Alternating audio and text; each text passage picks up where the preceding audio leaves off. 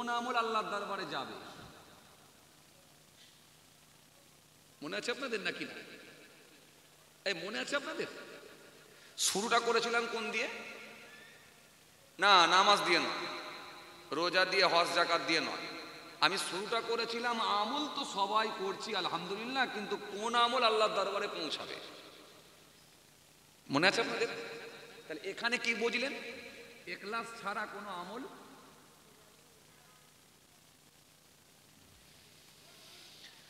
চলুন এই হাদিসটাকে সামনে রেখে আমি আরেকটা হাদিস বলি। সহিহ মুসলিম শরীফের মধ্যে এসেছে, হযরত আবু হুরায়রা রাদিয়াল্লাহু তাআলা আনহু থেকে বর্ণিত হাদিস, আল্লাহ নবী সুন্দর করে জানিয়ে দিয়েছেন, কাল কিয়ামতের ময়দানে একটা শ্রেণীর শহীদ, একটা শ্রেণীর আলেম, একটা শ্রেণীর দাতা, এদেরকে আমার আল্লাহ জাহান্নামে দেবেন। কোন কোন বর্ণনায় এসেছে একটা শ্রেণীর হাজী সাহেব, একেও আমার আল্লাহ জাহান্নামে দেবেন। তাহলে শহীদ তার আমল কেমন? শহীদের মতো আমল কি করা সম্ভব হবে? দেখ, তোমার নামাজ, তোমার দাঁড়ি, তোমার রোজা, তোমার জিকির, তোমার তসবিহ রাখো। শহীদ কাকে বলে? যারা আল্লাহর জন্য জীবন দিয়েছে। আরে জীবন দিয়ে মহব্বত দিয়েছে, তাহলে এর থেকে বড় আমল হতে পারে?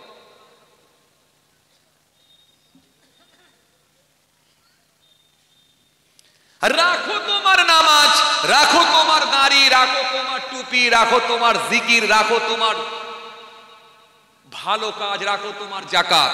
শহীদকে যে আল্লাহর জন্য সরাসরি জীবন দিয়ে দিয়েছে, জীবন দিয়ে দিয়েছে আল্লাহর জন্য, নিজের জীবনকে আল্লাহর জন্য উৎসর্গ করে দিয়েছে, নিজের জীবনকে বিসর্জন দিয়েছে, এটা কত বড় আমল!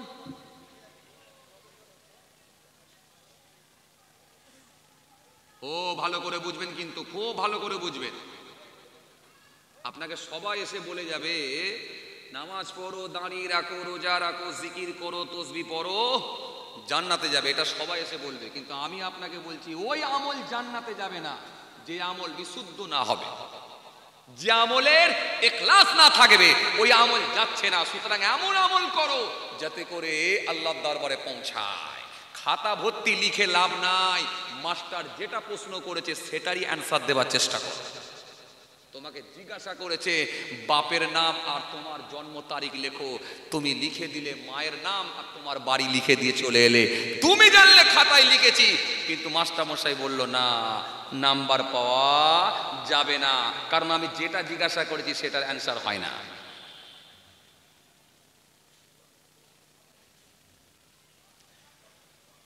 আজকে কিছু বুঝতে পারছেন বা?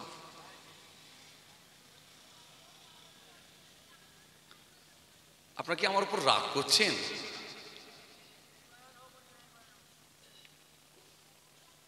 কি বলছে বলবে? এই বায়ান হোক? আচ্ছা, বলছে এই বায়ান হোক। তাহলে মুসলিম শরীফের মধ্যে এসেছে, সহিহ মুসলিম শরীফের মধ্যে পাওয়া যায়, হাদিস পাকের মধ্যে আল্লাহ নবী বলে দিয়েছে, হাদিসটা সাথে আবু হুরায়রা রাদিয়াল্লাহু তাআলা আনহু থেকে বর্ণিত হাদিস। আল্লাহ নবী সুন্দর করে জানালেন, কাল কিয়ামতের ময়দানে একদল শহীদ, একদল আলেম, একদল দাতা, এরা জাহান্নামে যাবে। কোন কোন বর্ণনায় পাওয়া যায় একটা শ্রেণীর হাজী সাহেব জাহান্নামে যাবে। খালি তাদের ভেতরে ইখলাস ঠিক না থাকার কারণে শহীদকে বলবে, আল্লাহ কি করেছ বান্দা আমার জন্য বলো। আলেমকে বলবে, আল্লাহ বান্দা আমার জন্য কি করেছ বলো। দাতাকে বলবে, আল্লাহ ও বান্দা আমার জন্য কি করেছ বলো। হাজীকে বলা হবে, আমার জন্য কি করেছ বলো, কি আমল করেছ হিসাব দাও।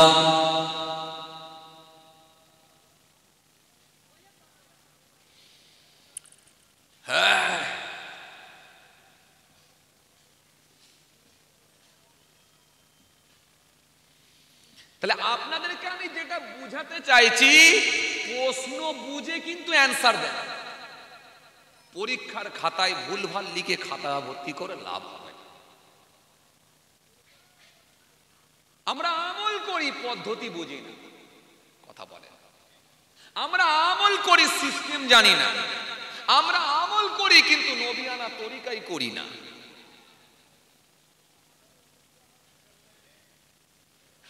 একটা 5টা টাকা দান দেবেন, সেটাও নবিয়ানা তরিকাই হতে হবে। মুখে দাড়িটা রাখবেন, এটাও নবিয়ানা নকশাই হবে। 1 গিলাস পানি খাবেন, সেটাও নবিয়ানা নকশাই হবে। গায়ে পাঞ্জাবিটা পরবেন, সেটাও নবিয়ানা তরিকায় নকশাই হবে। রাস্তা দিয়ে হাঁটবেন, সেটাও নবিয়ানা তরিকায় নকশাই হবে। তরিকায় যদি নবিয়ানা হয়, নকশাই যদি নবিয়ানা হয়, তাহলে ওই আমলটাই বিশুদ্ধ আমল, ওটাই আল্লাহর দরবারে যাবে। ওটাই ভেতরে ইখলাস ছিল, আল্লাহর ভয় ভীতি ছিল, নবীর সিস্টেমে হয়েছিল।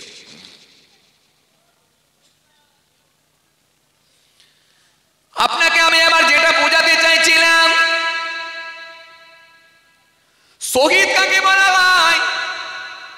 নবীকে জিজ্ঞাসা করা হলো, আইয়ুন নাসি খায়রুন ইয়া রাসূলুল্লাহ, ইয়া রাসূলুল্লাহ, হাবিবাল্লাহ, হুজুর কোন মানুষটা সবথেকে ভালো মানুষ হুজুর? নবী বললেন, ক্বালা লিমান ক্বালা আমরুহু ওয়া হাসানা আমালুহু। আল্লাহর নবী বললেন, যার বয়স বেশি, সাথে আমল ভালো।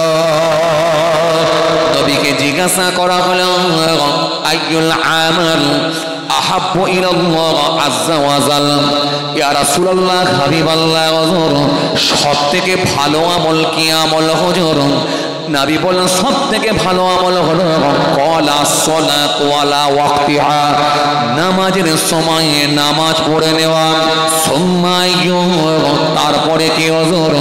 নবী বলেন, ক্বালা বিরুল ওয়ালিদাইনি, মা বাপের খেদমত করা, মা বাপের সঙ্গে ভালো আচরণ করা, এটা হলো ভালো আমল। এবার মহব্বতে সুবহানাল্লাহ বলবেন না? আমি বারবার কিন্তু বলবো নি আপনাকে, সুবহানাল্লাহ বলবেন কি না বলবেন সেটাও আপনার ব্যাপার।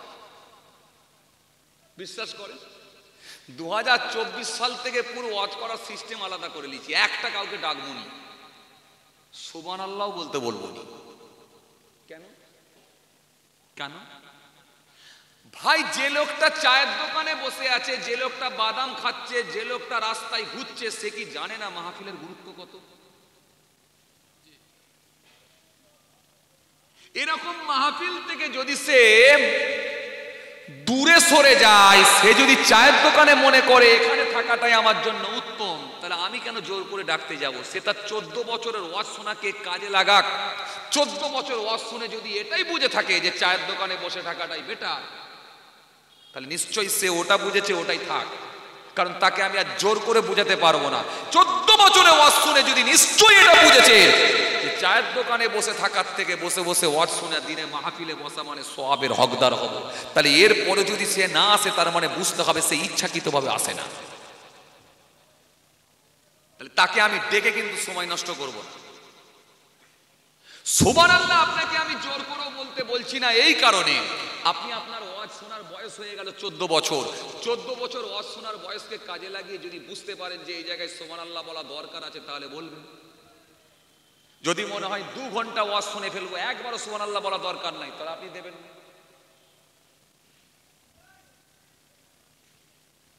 কি কথা বুঝতে পারেননি? আপনার ওয়াজ শোনার বয়সকে আপনি কাজে লাগিয়ে দেখলেন যে এই জায়গায় সুবহানাল্লাহ বলা দরকার আছে, তো দেবেন। কেন? সুবহানাল্লাহ, আলহামদুলিল্লাহ, আল্লাহু আকবার, আল্লাহ নামের তাসবিহগুলো পড়লে নেকি আছে না নাই? আছে। তাহলে নেকি যদি থাকে, যদি মনে হয় আমার সওয়াব কামানো দরকার আছে, তো দেবেন।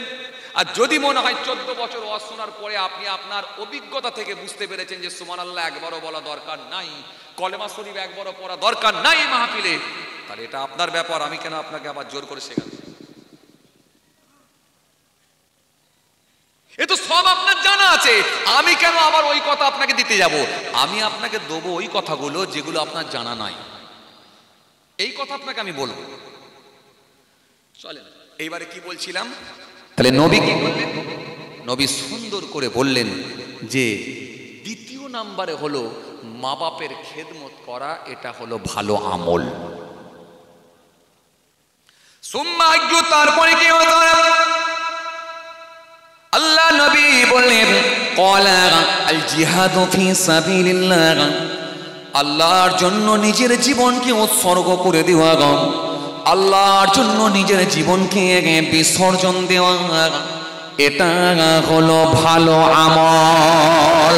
কিন্তু নবী এখানে বললেন শহীদ হয়ে যাওয়া ভালো আমল। কিন্তু মুসলিম শরীফে আবু হুরায়রা রাদিয়াল্লাহু তাআলা আনহু থেকে বর্ণিত হাদিস, নবী আবার সেখানে জানালেন শহীদ একদল জাহান্নামে যাবে, আলেম একটা শ্রেণীর জাহান্নামে যাবে, একটা শ্রেণীর দাতা জাহান্নামে যাবে। কোন বর্ণনায় পাওয়া যায় একটা শ্রেণীর হাজী জাহান্নামে যাবে। তার মানে কেন?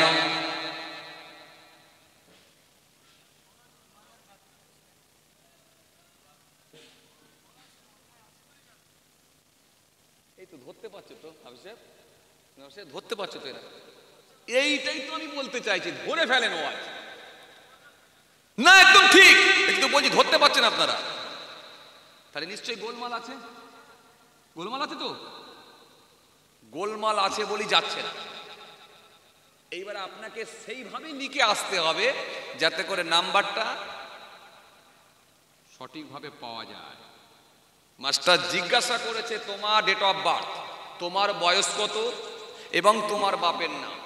ভুল করে যদি মায়ের নাম লিখে দিয়েছে আর গ্রামের নাম লিখে দিয়ে চলে আসি, কি মায়ের বয়স লিখে দিই আর গ্রামের নাম লিখে দিই। আর জিজ্ঞাসা করেছে তোমার বাপের নাম, লিখছো তুমি গ্রামের নাম। জিজ্ঞাসা করেছে তোমার বয়স, ডেট অফ বার্থ তোমার বয়স, তুমি লিখছো মায়ের বয়স। তুমি ভাবলে খাতায় ঠিকই লিখেছি, কিন্তু মাস্টার বললো এটা। তাহলে একটা শ্রেণীর শহীদ জাহান্নামে যাচ্ছে, একটা শ্রেণীর আলেম জাহান্নামে যাচ্ছে, একটা শ্রেণীর দাতা জাহান্নামে যাচ্ছে। এর কারণ এটাই হলো তাদের ভেতরে আমল ছিল কিন্তু ইখলাস ছিল না, আল্লাহর সন্তুষ্টির জন্য হয় না।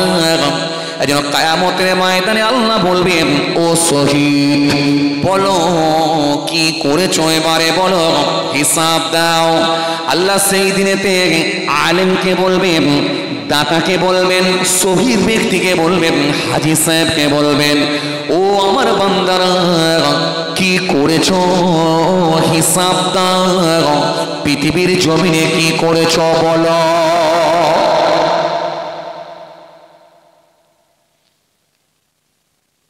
শহীদ ব্যক্তি সেই সময় বলবে আল্লাহ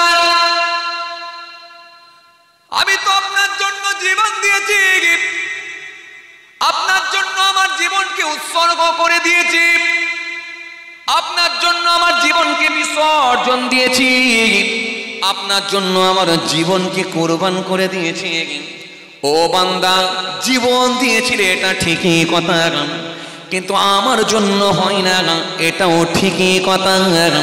তুমি যখন ময়দানে নেমে গিয়েছিলে তোমার নিয়ত এসে গিয়েছিল যদি আমি শহীদ হয়ে যেতে পারি, আরে মরবো তো একদিন, কিন্তু শহীদ যদি হয়ে যায় শহীদ নামে আমি খ্যাত হয়ে যাব, পৃথিবীর মানুষ সবাই আমাকে জানবে, শহীদ বলবে, শহীদ বলে আমাকে, শহীদ বলে আমাকে ডাকবে। লোকটি শহীদ হয়েছিল, এই শহীদ নামটাই আমার কাছে পরিচিত হয়ে যাবে।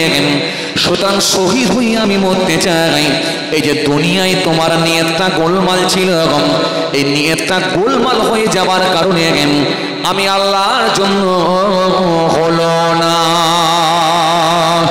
দাতাকে বলবে বান্দা কি করেছো হিসাব দাও। দাতা বলবে আল্লাহ অনেক আমি টাকা দান করেছি, মাদ্রাসায় দিয়েছি, মসজিদে দিয়েছি, জমি দান করে দিয়েছি, আহারে এলাকার গরিব মানুষদেরকে আমি দান করেছি। ও বান্দা হয় না, এটা তো আমার সন্তুষ্টির জন্য হয় না। তুমি বলেছিলে যদি বেশি বেশি করে দান করতে পারি লোকে আমাকে দাতা বলবে, লোকে আমাকে বিশিষ্ট সমাজসেবী বলবে, লোকে আমাকে উঁচু চেয়ার দেবে, লোকে আমাকে ভালো একটা জায়গা দেবে। তোমার নিয়তের গোলমাল ছিল বান্দা, তোমার ভেতরে ইখলাস ছিল না, আমার সন্তুষ্টির জন্য হলো না। সুতরাং ওই দানকে আমি আল্লাহ পছন্দ করি না। সেদিনে কিন্তু আল্লাহর কাছে ধরা পড়বে। সেই দিনটা কোন দিন? কোন দিন?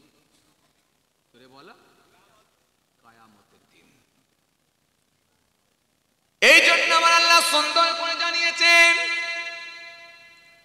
ওয়াত্তাকু ইয়াওমান তুরজাউনা ফীহি ইলাল্লাহ সুম্মা তুওয়াফা কুল্লু নাফসিন মা কাসাবাত ওয়া হুম লা ইউযলামুন।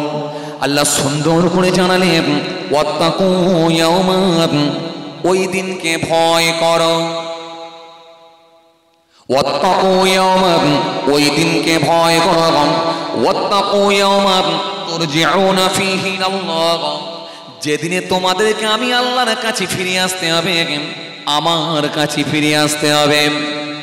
তুরজাউনা ফীহি ইলাল্লাহ সুম্মা তুওয়াফা কুল্লু নাফসিন মা কাসাবাত ওয়া হুম লা ইউযলামুন, সেদিনে প্রত্যেকের আমলগুলো তাদের কাছে ফিরিয়ে দেওয়া হবে। ওয়া হুম লা ইউযলামুন, সেদিনে কিন্তু কারো উপর কোনো জুলুম করা হবে না। সেই দিনটা কোন দিন? আখিরাতের দিন। সেই দিনটা হলো কিয়ামতের দিন, যেদিনে বান্দা পালাবার কোনো জায়গা পাবে না, আর যেখানে মরুক না কেন আল্লাহর কাছে গিয়ে ফিরে আসতে হবে। কথা ঠিক কিনা? পানিতে ডুবে, আগুনে পুড়ে, হাওয়াতে ফ্লাইটে উড়ে, ভূমিকম্পে মাটির নিচে চলে, বজ্রপাতে জমা করা হবে এক জায়গাতে। সেই দিনটা কোন দিন? আখিরাতের দিন। জমা করা হবে এক জায়গাতে, সেটা হলো আখিরাতের দিন, যেদিনে কোনো ক্ষমতা চলবে না, শক্তি চলবে না, পাটির বল, লাঠির বল, গায়ের বল, ক্ষমতার বল, দেশের বল, দশের বল, শক্তির বল। ফারেস্তা খালি একটাই কথা বলবে, সোজা হয়ে চল। সেদিন আল্লাহ একটাই কথা বলবেন, কি করেছিস এবারে বল। সেই দিনটা কোন দিন? জোরে।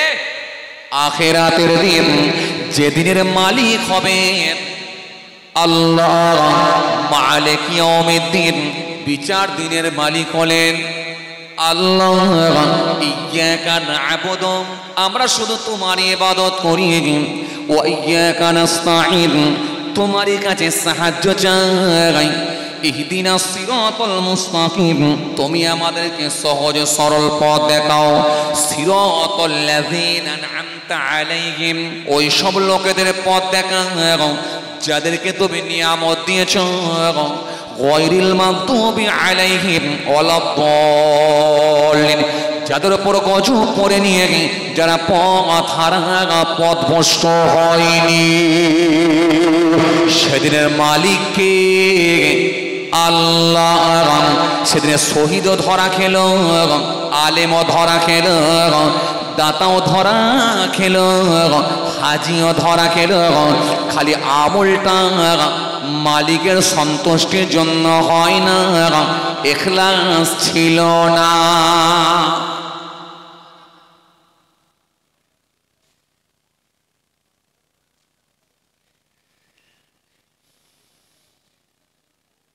সব জায়গায় সমান। যে তাকান, খেয়াল করেন, তাহলে কি বলছিলাম? আমল থাকবে, কিন্তু সব আমল ক্লিয়ার হচ্ছে তো? আজ ক্লিয়ার হচ্ছে তো? তাহলে সব আমল কিন্তু যাচ্ছে না, কারণ গোলমাল আমল থাকলেই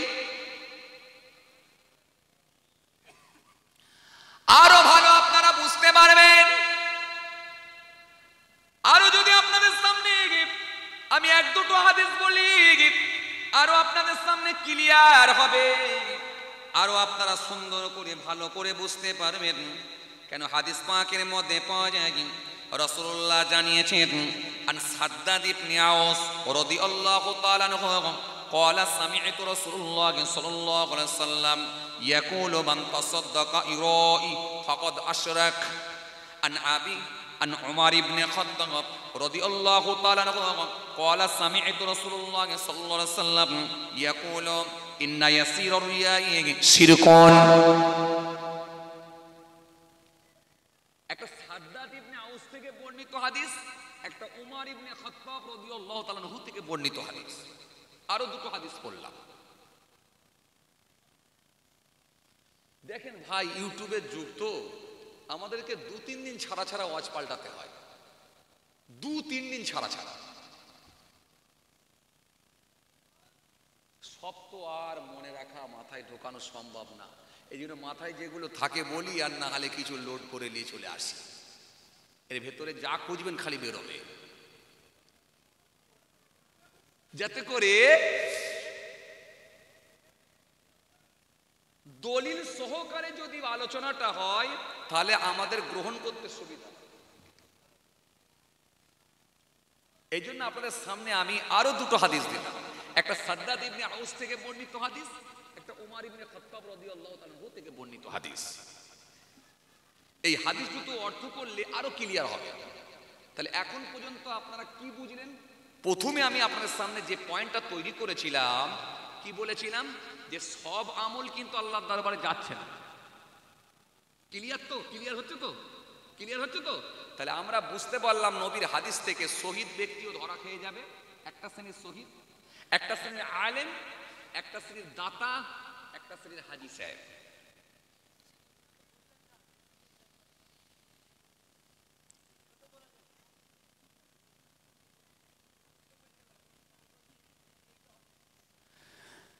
নবী জানিয়ে দিয়েছেন, ইন্নাল ইসলাম ইয়াহদিমু মা কানা ক্বাবলাহু ওয়া ইন্নাল হিজরাতা তাহদিমু মা কানা ক্বাবলাহু ওয়া ইন্নাল হাজ্জা ইয়াহদিমু মা কানা ক্বাবলাহু। ইসলাম ওই সমস্ত গুনাহ ধ্বংস করে দেয়, শেষ করে দেয়, যাহা তাহার পূর্বে করিয়াছিল। আর একটু ক্লিয়ার করলে আপনারা ভালো করে বুঝতে পারবেন।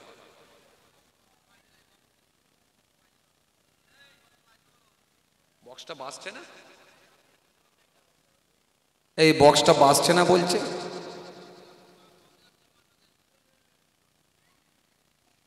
এবার কি ঠিক আছে? ঠিক নেই? কি গো ভাই, একটা নাকি বাজছে না বলছে? একটা বাজছে না?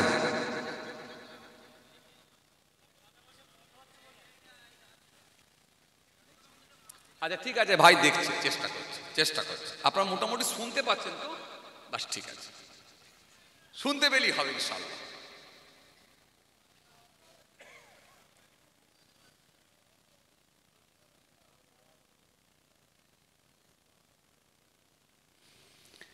কি বলছিলাম? তাহলে নবী বললেন ইসলাম ওই সমস্ত গুনাহ বিনষ্ট করে, শেষ করে দেয়, যাহা তার পূর্বে করেছিল।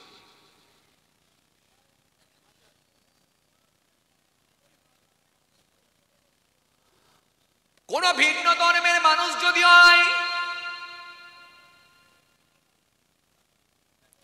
জন্মের পর থেকে নিয়ে 60 বছর পর্যন্ত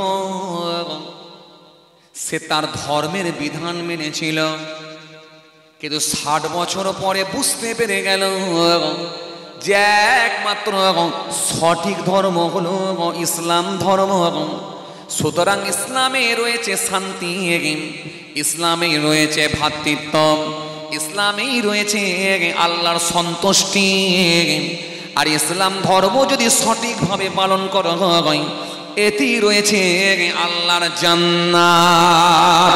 এখন 60 বছর পরে যদি বুঝতে পেরে গিয়ে ওই মানুষটা যদি ঈমান কবুল করে নেয়, আর আমার আল্লাহ যদি রাজি হয়ে যায়, খুশি হয়ে যায়, নবীর হাদিস থেকে প্রমাণ হয়ে গেল আল্লাহ ইচ্ছা করলে তার পূর্বের গুনাহগুলোকে মাফ করে দিয়ে ওই মানুষটাকে আমার আল্লাহ বেগুনাও করে দিতে পারে। ইসলাম ওই সমস্ত গুনাহ শেষ করে দেয় যাহা তার পূর্বে করিয়াছিল। যদি কোনো ব্যক্তি ঈমান কবুল করে নেয়, আগের গুনাহগুলো আল্লাহ ইচ্ছা করলে মাফ করবে। এরপরে আমার নবী সুন্দর করে কি বললেন, হিজরত ওই সমস্ত গুনাহ শেষ করে দেয়। যদি কোনো ব্যক্তি হিজরত করে এক জায়গা থেকে আর এক জায়গায় চলে যায়, সেটা যদি ধর্মীয় কারণে হয়, আমি যে জায়গায় আছি নামাজ পড়তে আমাকে বাধা প্রদান করা হচ্ছে, আমি যে জায়গায় আছি কোরআন পড়তে আমাকে দেওয়া হচ্ছে না, আমি যে জায়গায় আছি রমজান মাসে আমাকে রোজা রাখতে দেওয়া হচ্ছে না, আমাকে জুলুমের শিকার হতে হচ্ছে, ধর্মকে বাঁচানোর জন্য ধর্মীয় কারণে, যদি আল্লাহর সন্তুষ্টির জন্য খালি দিনকে জিন্দা করার জন্য এক জায়গা থেকে আরেক জায়গায় হিজরত করে চলে যায়, নবী বলছেন আমার আল্লাহ রাজি হলে ওই ব্যক্তির পূর্বের গুনাহগুলোকে আল্লাহ মাফ করে দেন। কেন হিজরত ওই সমস্ত গুনাহ বিনষ্ট করে যাহা তাহার পূর্বে করিয়াছিল। আর যদি বেটার জায়গা মনে করে কেউ যায়, কাটিহাটে থাকতে ভালো লাগছে না, রাজারহাট একটা টাউন এলাকায়, কথা বলে না, রাজারহাট একটা টাউন এলাকা, সিটি এলাকা, ওখানে যদি বউ বাচ্চা নিয়ে থাকা যায়, ছেলে মেয়েগুলো ভালো পড়াশোনাও করতে পারবে, আর আমি ডক্টর হয়েছি ওখানে চেম্বারটাও করব, ও বুড়ো বুড়ি ঘরে থাকবে, যাক কাটিহাটে থাকবো, এটা কাটিহাট তো নাকি খড়গাছি, খড়গাছিতে বুড়ো বুড়ি থাক, এই বেটার জায়গা মনে করে যদি চলে যাওয়া হয়, আমি আপনাকে আগেই বলেছি ওয়াজ কিন্তু বুঝতে হবে, সবকে একভাবে ফেলে দিলে হবে না, তাহলে ওটা কিন্তু নিয়ত ঠিক ছিল না। আর এটা ধর্মকে বাঁচানোর জন্য এক জায়গা থেকে আর এক জায়গায় চলে গেল। চলছে না, চলেনি? বর্তমানে কিছু কিছু জায়গায় মানুষ স্বাধীনভাবে ধর্ম পালন করতে পারছে না, এমন এমন জায়গা আছে না নাই? চীনের দিকে তাকিয়ে দেখেন, হ্যাঁ, ফিলিস্তিনের দিকে তাকিয়ে দেখেন, ভারতের বিভিন্ন স্টেটের দিকে তাকান, উত্তরপ্রদেশের দিকে তাকান, আসামের দিকে তাকান, বাংলারও কিছু কিছু জায়গায় জুলুম অত্যাচার চলছে, সর্বত্র হচ্ছে এগুলো।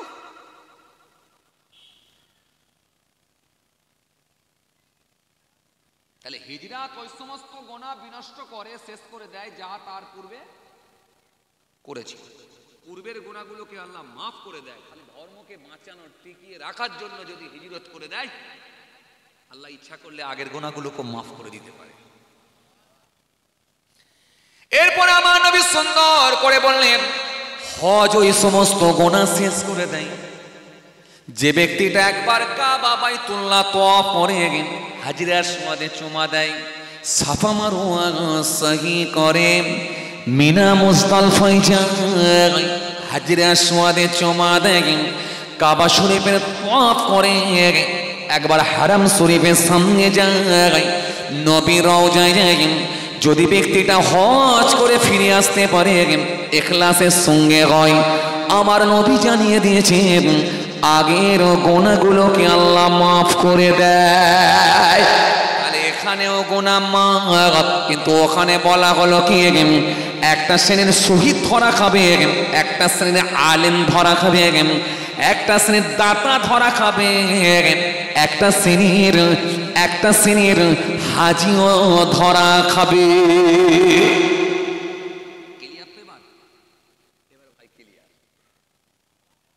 হাজী সাহেবটা কেন যাবে বলছিলেন না? ওই হাজী সাহেব গুলি তো গোলমালের হাজী সাহেব, হজ করেছে ঠিকই, কিন্তু বাড়ির সামনে রাস্তার উপরে খুঁটো মেরে দিয়েছে ঠিকই। ওই হাজী সাহেবগুলি তো গোলমালের হাজী সাহেব, হজ করেছে ঠিকই, কিন্তু নিজের বাড়ির সামনে সরকারি জায়গার ওপরে খুঁটো মেরে দিয়ে পাড়ার লোককে একটা গাড়ি পর্যন্ত ঢুকতে দেব না। কেন? আমার দুটো ছেলে রাজনীতি করে, আর পয়সাও আমি সব থেকে বেশি আছি, আমার সঙ্গে কেউ পারবে না। সুতরাং আমার বাড়ি পর্যন্তই গাড়ি আসবে, এরপরে যাবে না। খুঁটো মেরে বাড়ির সামনে আটকে দিয়ে রাস্তাটাকে এমন ভাবে সংকীর্ণ করে দেয়, প্রতিবেশী মানুষগুলোর গাড়ি পর্যন্ত পাড়ার ভেতরে ঢুকতে পারে না। আসলে এই হাজি সাহেব গুলোই হলো গোলমালের হাজি। হজ করতে যাওয়ার আগে লুঙ্গির খড় তুলে দিয়ে গালি গালাজ করেছিল, ফিরে এসে সেই একই অবস্থা দেখালো। পাল্টালো না তোমার অভ্যাস, শুধু পাল্টানো হলো লেবাস। পাল্টালো না তোমার অভ্যাস, শুধু পাল্টানো হলো লেবাস। মাথায় দিলে টুপি, মুখে রেখেছো দাঁড়িয়ে, মাথায় দিয়েছো টুপি, লোকের পেছনে চালাচ্ছ শুধু কূটনীতি। ক্লিয়ার?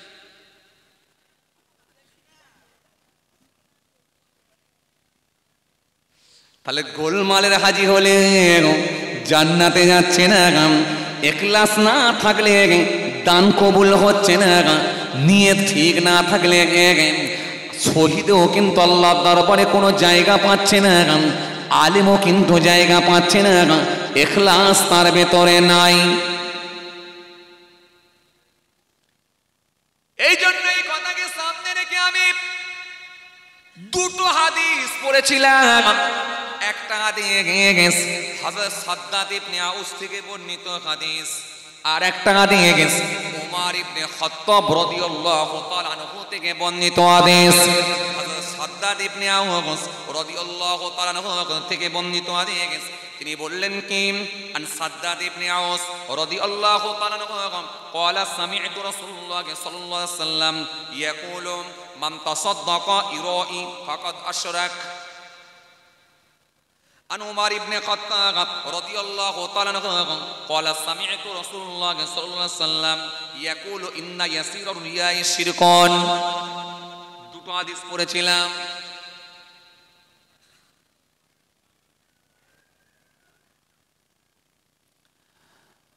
হযরত সাদ্দাদ ইবনে আউস থেকে বর্ণিত হাদিস,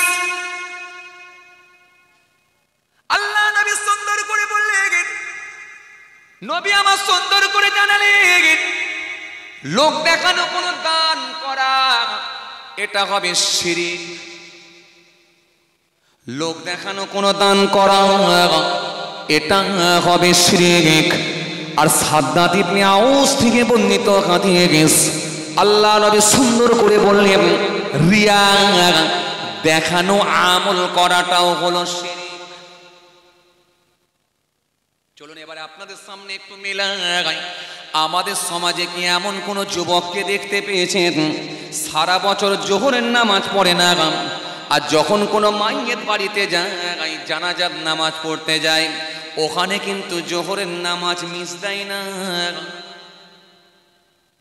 কথা বলে না কেন? সারা বছর জোহরের নামাজ পড়ে না, কিন্তু মাইয়েত বাড়িতে গেলে জোহরের নামাজ মিস দেয় না। সবাই যদি জোহরের নামাজ মসজিদে গিয়ে পড়ে, আর আমি একা না পড়লে দেখতে খারাপ লাগে। তাহলে এই জোহরের নামাজ কি আল্লাহর সন্তুষ্টির জন্য হলো নাকি না? লোক দেখানো ইবাদত করা,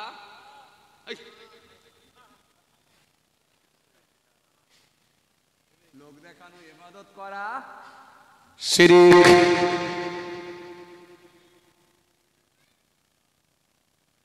আচ্ছা, আমাদের সমাজে কি এমন কোন মানুষকে দেখেছেন আপনারা? আমাদের সমাজে কি এমন কি মানুষকে দেখেছেন ঈদের দিনে কাপড় বিতরণ করে, 200টা কাপড় বিলি করছে, আর 50খানা ক্যামেরাকে লাগিয়ে দিয়ে 500টা ক্যামেরা ম্যানের সামনে বলছে, আজকে আমরা ক্লাব থেকে 500টা কাপড় বিতরণ করলাম, বিলি করলাম। মানে যা করেছে তার থেকে বেশি প্রচার চালাচ্ছে। ঘটনা ঘটে মাঝে মাঝে। কাপড় দিয়েছে 200, প্রচার হচ্ছে 500। কথা বলছে, এরকম ঘটনা ঘটে, এরকম ঘটনা ঘটে, এরকম ঘটনা ঘটে। কোরবানিতে কি এমন ঘটনা ঘটে যে 32,000 টাকা দিয়ে গরু কিনে চায়ের দোকানে গিয়ে বলছে, ভাই তোর গরু কত দাম নিল? বলে 28,000। গোশ কত হবে বল?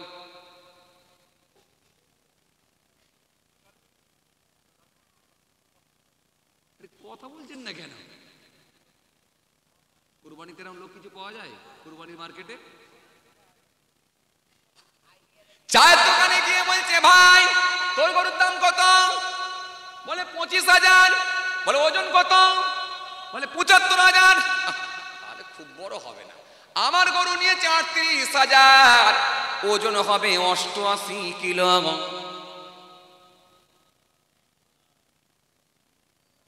আপনি কি বুঝলেন? এর মধ্যে কি এখলাস ঠিক ছিল বলে মনে হয়? চলো আপনার সামনে আমি আরেকটুখানি ক্লিয়ার করব। রাসূলুল্লাহ জানিয়ে দিয়েছেন তৎকালীন সময়ে, আমার নবী জানিয়েছেন তৎকালীন সময়ে 3 জন ব্যক্তি রাস্তা দিয়ে হেঁটে হেঁটে হেঁটে হেঁটে যাচ্ছেন। বিশাল ঝড় পানি শুরু হয়ে গেল। দাঁড়াবার কোনো জায়গা নাই, আশ্রয় নেবার কোনো স্থান জায়গা পাওয়া যাচ্ছে না। কেন তৎকালীন সময়ে আমাদের মতো আজকের দিনের মতো রোডের সাইডে রাস্তার ধারে এত বড় বড় বড় বড় মার্কেট ছিল না, দোকানদানিগুলো ছিল না। তৎকালীন সময়ে রাস্তাঘাট এরকম উন্নত মানের ছিল না, গাড়ি ঘোড়াগুলো এত উন্নত মানের ছিল না। এক জায়গা থেকে আর এক জায়গা যাতায়াত করতে হলে, এক জায়গা থেকে আর এক জায়গা পাড়ি দিতে হলে বড় কষ্ট করে যেতে হতো, বড় কষ্ট করে যেতে হতো। জঙ্গলের ওপর দিয়ে, একেবারে মরুভূমির বালুর ওপর দিয়ে হেঁটে হেঁটে হেঁটে হেঁটে যেতে হতো। বড় কষ্টকর হয়ে যেত, মানুষের যাতায়াতটাও বড় কঠিন ছিল।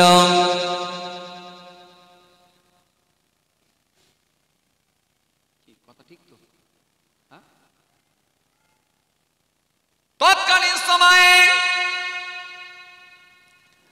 নবী আমার সুন্দর করে জানালেন 3 জন ব্যক্তি রাস্তা দিয়ে হেঁটে হেঁটে হেঁটে যাচ্ছেন। হঠাৎ করে দেখা যায় বিরাট ঝড় পানি শুরু হয়ে গেল। আজকের দিনে যদি ঝড় পানি হয়, রাস্তা দিয়ে যেতে যেতে যদি ঝড় পানি পান, কি করবেন? কারো দোকানের চালের নিচে গিয়ে, কারোর বাড়ির কানের নিচে গিয়ে, যেখানেও গিয়ে আপনাকে আশ্রয় নিতে হবে। ওই মানুষগুলো যখন হেঁটে হেঁটে যাচ্ছে, দেখতে পেল কোনো জায়গায় আশ্রয় নেবার জায়গা নাই। বিরাট বড় একটা পাহাড় দেখতে পেল, আর এই পাহাড়ের নিচে একটা গর্ত, একটা পাহাড়ের নিচে গুহা দেখতে পেল। আশ্রয় নেবার জায়গা মনে করে 3 ব্যক্তি সেখানে গিয়ে আশ্রয় নিল, গুহার মধ্যে প্রবেশ করল।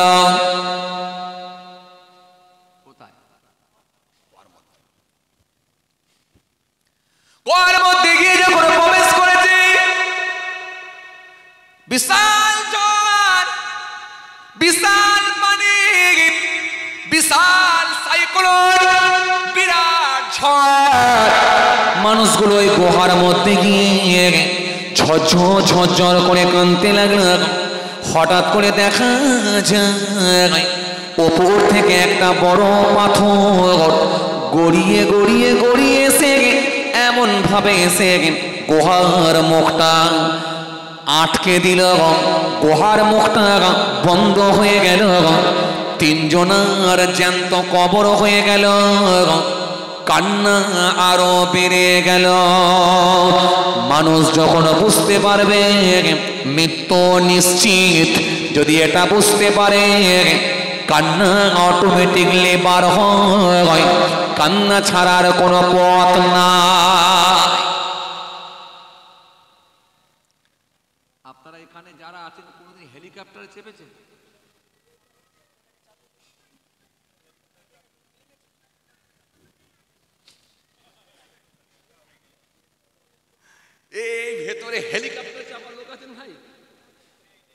আমার কিন্তু হেলিকপ্টার এখনো চাপা হলো নি, বড় শখ একেবারে হেলিকপ্টার চাপবে। প্লেনে চেপেছেন না, এখানে আছে তাও নেই। হাজি সাহেবেরা আছেন আলহামদুলিল্লাহ, ঠিক।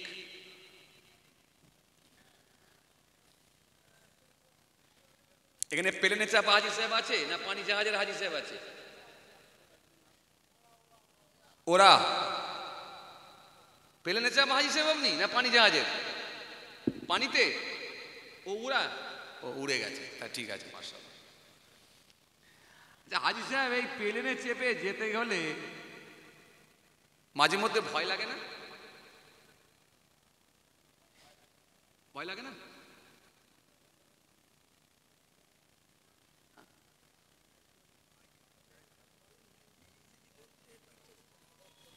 সর্বনাশ করেছে, এই সবার মন রাখতে গিয়ে বিপদে পড়ে যাচ্ছি ভাই।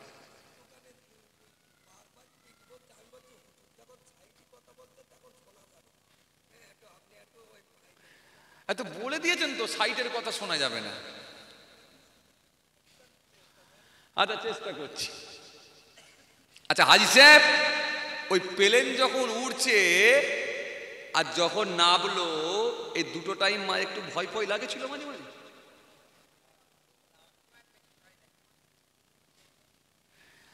আবার মাঝে মধ্যে যখন দেখবেন মৌসুম খারাপ হয়, মাঝে মাঝে দেখবেন যখন মৌসুম খারাপ হয়, ওখানে মাইক্রোফোনে যদি বলে দেয় মৌসুম খারাপ আছে, বেলগুলো ভালো করে টাইট করে বেঁধে নেন, ওই যারা ফ্লাইটে থাকে না অটোমেটিক শুরু হয়ে যায়। আবার যদি এই মৌসুম খারাপের জন্য যদি ফ্লাইটটা 2-4 বার ঝাঁকুনি মারে না, ঘপ করে নেমে গেল, আরে ব্যাস, ও মোটামুটি যে কজন ছিল না মুসলমান হলে কলেমা শরীফ দরুদ শরীফ পড়া শুরু করে দেয়, আর অন্য ধর্মের মানুষ হলে মোটামুটি কথা বলে না কেন, মানে যে যা ধর্মের ডাকাডাকি শুরু করে দেয়। ওটা ফ্লাইটে থাকে, ফ্লাইটে খুব খতরনাক জিনিস, খুব ভালো খুব খারাপ। 2.5 ঘন্টায় আপনাকে পৌঁছে দেবে 3 দিনের রাস্তায়, কিন্তু যদি বিগড়ে যায়, গোলমাল হয়ে যায়, লাশটাও পাওয়া যায় না। এটা হচ্ছে ফ্লাইটের মৃত্যু। আল্লাহ আমাদের সকলকে হেফাজত করেন, জোরে বলুন আল্লাহুম্মা আমিন। তা আমি যেটা বুঝাতে চাইছিলাম, তো যদি বলে দেওয়া হয় মৌসুম খারাপ, ওয়েদার খারাপ, পরিস্থিতি ভালো নয়, আর ফ্লাইট যদি 2-4 বার ঝাঁকুনি মেরে দেয়, ও ডাকাটাকি শুরু করে দেয়, আর নাট যদি দুর্বল থাকে কান্নাকাটি শুরু করে দেয়, তো ওই মানুষগুলো যখন গুহার মধ্যে আছে, এত বৃষ্টি আর এত ঝড়, ও লোকগুলো ভেবে নিয়েছে যে মৃত্যু নিশ্চিত। আবার এরপরে যখন ওপর থেকে পাথর এসে, যখন বড় পাথর এসে যখন গুহার মুখটা এমন ভাবে জ্যাম করে দিয়েছে, তখন ভাবলো জ্যান্ত কবর হয়ে গেল, মওত নিশ্চিত। কান্না বাড়বে না কমবে? জোরে বলেন, কান্না বাড়বে না কমবে? 3 জন ব্যক্তি ঝরঝর করে কাঁদতে লাগলেন।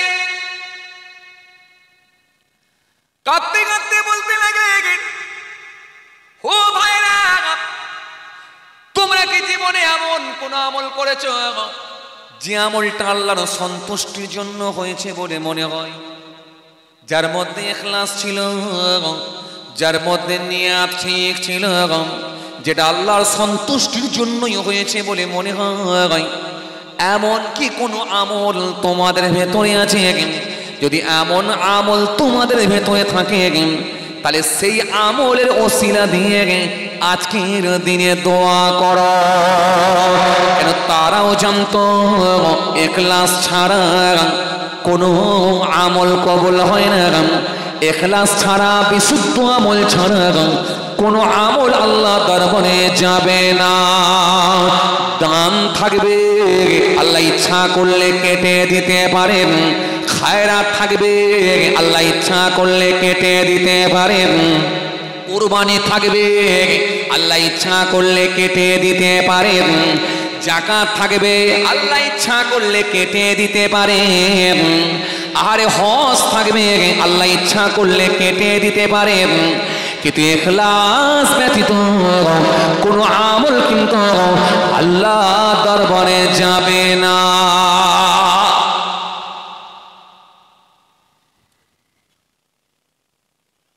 আমরা হাদিস থেকে প্রমাণ পেয়েছি তো, শহীদও আটকাবে, দাতাও আটকাবে, পেয়ে গেছি তো আমরা নাকি?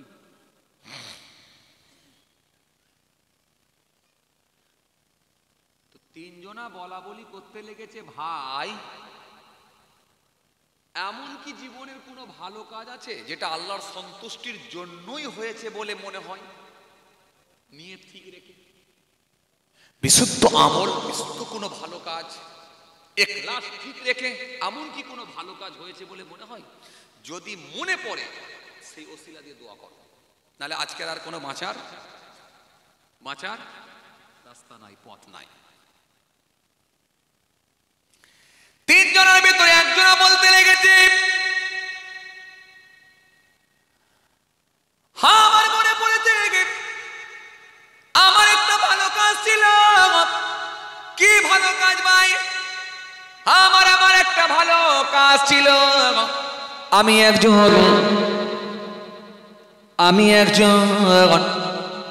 আমি মেষ চড়াতাম।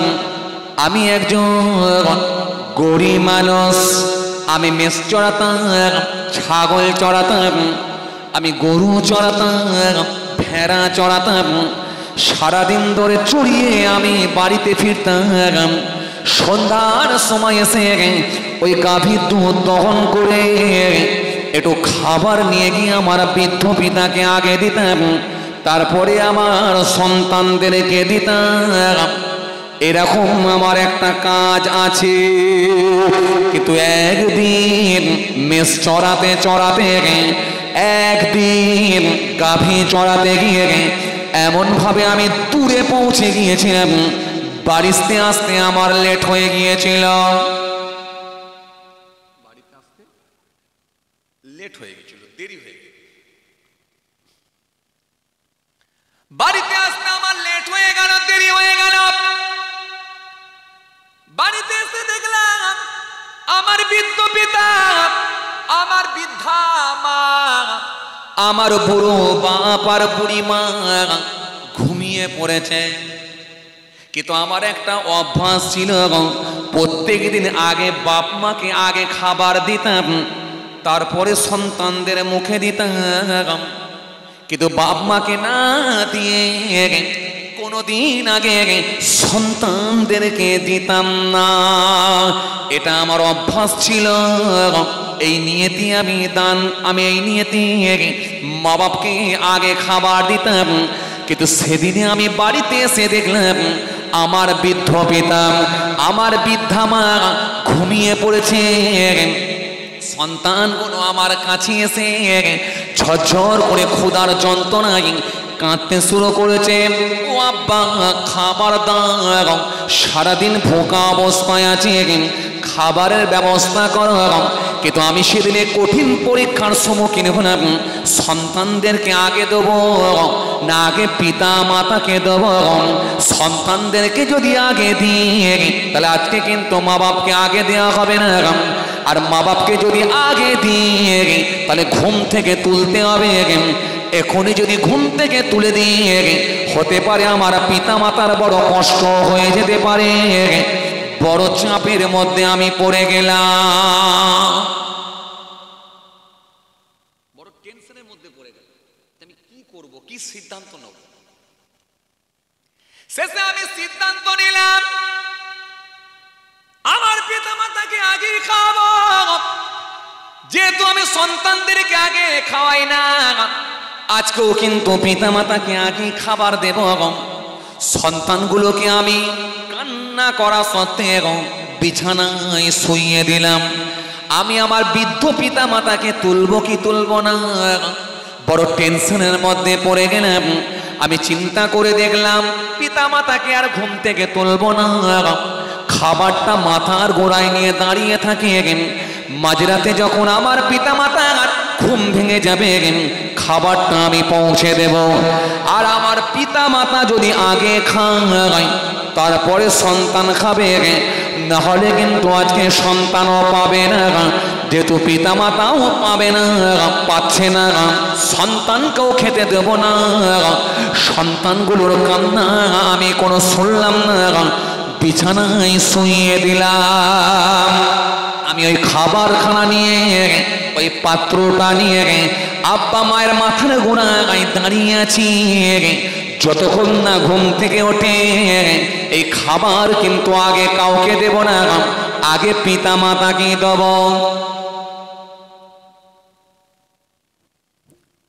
বুঝতে পারছেন কথা? কেন আল্লাহ পাক কোরআনে বাণীর মধ্যে জানিয়ে দিয়েছেন, ওয়া'বুদুল্লাহ ওয়া লা তুশরিকু বিহি শাইয়্যান ওয়া বিল ওয়ালিদাইনি ইহসান হুমা জান্নাতুকা ওয়া নারুকা রব্বিরহামহুমা কামা রাব্বায়ানি সগীরা। পিতা মাতা সম্পর্কে একাধিক আয়াত এসেছে, একাধিক হাদিস এসেছে। সুতরাং মা বাপের গুরুত্ব আগে দাও। এই মা বাপ নিয়ে আলোচনা করলে আবার বুড়োগুলো একটু খুব খুশি হয়ে যায়।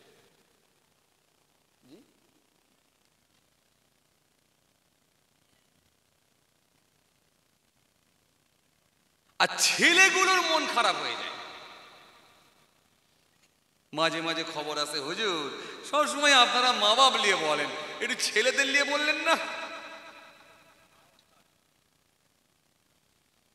শোনেন, একদিক দিয়ে যেমন আমরা বুড়ো বুড়িদের কথা বেশি বলে যাক, বুড়োদেরকে মার খাওয়ার হাত থেকে একটু বাঁচাবার চেষ্টা চালিয়ে দিই, কিন্তু অপর দিক দিয়ে কিন্তু আল্লাহর আইনে কিন্তু বুড়ো বুড়ি ধরা পড়ে যাবে। বলবেন কেন? সমাজে কি এমন পিতা নাই বলে মনে হয় যে নিজের ছেলেদের মধ্যে ন্যায় বিচার করতে পারে না?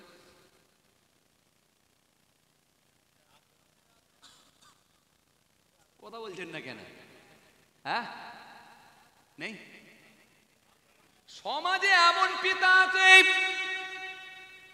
যে নিজের ছেলেদের ভিতরে ন্যায় বিচার করতে পারে না। যে ছেলেটার দেখবেন রাজ ক্ষমতার সঙ্গে যুক্ত, তার গুরুত্ব আলাদা দেয়। যে ছেলেটা ইনকাম বেশি করে তার গুরুত্ব আলাদা দেয়। যে ছেলেটার ইনকাম কম তাকে জমি জায়গার ভাগ কমিয়ে দেয়। সমাজে এমনও পিতা আছে দেখবেন, আমাদের সমাজে এমনও পিতা আছে দেখবেন, আহারে প্রথম স্ত্রীটা মারা গিয়েছিল, দ্বিতীয় স্ত্রীর তৃতীয় সন্তান। আর প্রথম স্ত্রীর একটা সন্তান দুবাইয়ে কাজ করে, কিন্তু দ্বিতীয় স্ত্রীর তৃতীয় সন্তান, দ্বিতীয় স্ত্রীর তিনটে সন্তান।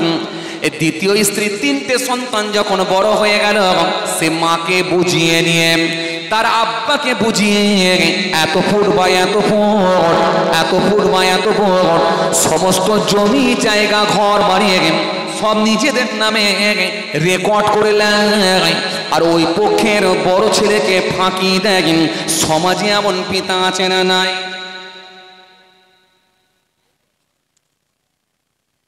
ইন্নাল্লাহা ইয়া'মুরুকুম আন তু'আদ্দুল আমানাতি ইলা আহলিহা ওয়া ইযা হাকামতুম বাইনান নাস আন তাহকুমু বিল আদলি ইন্নাল্লাহা নি'ম্মা ইয়া'iযুকুম বিহি ইন্নাল্লাহা কানা সামিয়াম বাসীরা।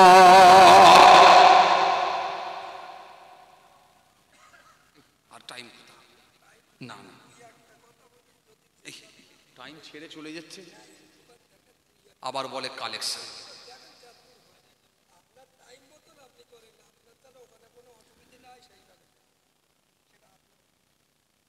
বিরাট চালাক লোক। 10টায় টাইম ছিল, 10টা 15 হয়ে গেছে, বলছে আপনার টাইমের মধ্যেই দেখেন। ও ঘড়ি দেখেন, তাহলে ঠিক আছে, তাহলে ঠিক আছে, ঘড়ি দেখেন, দেখেন কটা বাজে, দেখেন দেখি না, আমার ঘড়িতে ভুলও হতে পারে, 10টা পার হয়ে গেছে মনে হয়, দেখেন দেখি। আলোচনার বিষয়বস্তু কি ছিল ভাই? সব আমল কিন্তু যাচ্ছে না। এইটা বলতে গিয়ে আপনাদের সামনে চলে এসেছিলাম কোথায়? পাথরের মুখ, পাথর গুহার মুখ, বন্ধ করে দিয়েছে, আটকে দিয়েছে। এখন ইখলাসের সাথে কোনো আমল আছে কিনা? লোকটি তখন বলতে লেগেছে জীবনে একটা ভালো কাজ আছে। এই কথা বলতে গিয়ে যেমন পিতামাতার গুরুত্ব বাড়ানো হয়েছে, অনুরূপভাবে একটু টাচ দিয়ে দিলাম। অনেক পিতামাতাও কিন্তু ধরা খাবে, যেহেতু ধরা খাওয়ারই ওয়াজ চলছে আজকে, ধরা খাওয়ারই ওয়াজ চলছে, একটু খালি টাচ দিয়ে দিলাম। আমি এই আয়াতটার ব্যাখ্যা করতে পারলাম না। ইন্নাল্লাহ ইয়া'মুরুকুম আন তু'আদ্দুল আমানাতি ইলা আহলিহা ওয়া ইযা হাকামতুম বাইনান নাস আন তাহকুমু বিল আদলি ইন্নাল্লাহা নি'মা ইয়া'iযুকুম বিহি ইন্নাল্লাহা কানা সামিয়াম বাসীরা। এই আয়াতটা যদি ব্যাখ্যা করতাম না, অর্থ করতাম, আরো ক্লিয়ার হয়ে যেত না।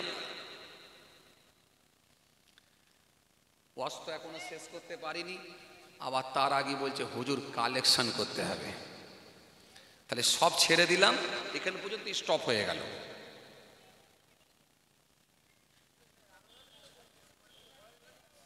আর হবে না। এই খাতালি চলে আসেন ভাই।